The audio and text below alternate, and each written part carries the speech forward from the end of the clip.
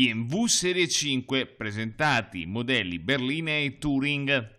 Jeep presenta la versione 2020 della Compass. Irrompe sul mercato il Ford Range Thunder.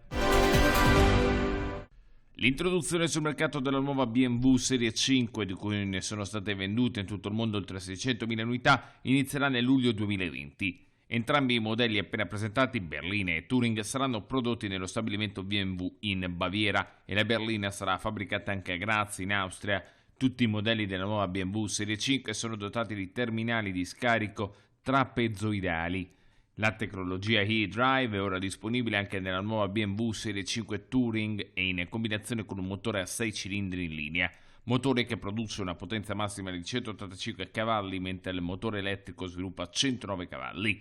Il sistema di iniezione diretta nelle vetture a benzina funziona a una pressione maggiore, il che comporta migliore efficienza, mentre la tecnologia di sovralimentazione a 2 stadi, ora montata in tutte le versioni diesel, consente un'erogazione di potenza ancora più netta.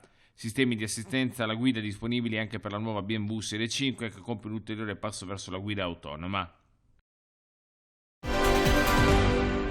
In attesa delle versioni ibride che arriveranno tra qualche mese, oggi Jeep ha presentato la versione 2020 della Compass, che viene prodotta ora anche a Melfi per essere distribuita nei mercati dell'area europea. 4 gli allestimenti proposti, con 5 nuovi colori e 6 nuovi design dei cerchi. Inedita anche la soluzione finanziaria, battezzata 000, 0 anticipo, 0 interessi e 0 rate da €369 fino al 2021.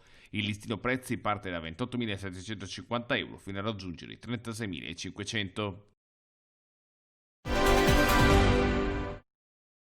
Irrompe sul mercato il Ford Range Thunder, edizione limitata del pick-up bestseller dell'ovale blu, che coniuga all'imponente presenza su strada la scelta di dettagli a contrasto cromatico, offrendo un design audace e deciso senza comprometterne l'indiscussa funzionalità. Questa Special Edition, del quale saranno prodotti solamente 4.500 esemplari per l'Europa, aggiunge ai contenuti del Ranger, vincitore dell'International Pickup of the Year 2020, caratterizzazioni del design esclusive sia per gli esterni sia per gli interni, nonché nuove soluzioni che ne aumentano ulteriormente la praticità e offrono stile e comfort simili a quelli di un SUV, abbinandola alle sue inconfondibili capacità di carico e traino. L'interno offre sedili in pelle con dettagli a contrasto in colore rosso Thunder e cuciture coordinate per volante, sedili, cruscotto e gli elementi più importanti dell'abitacolo.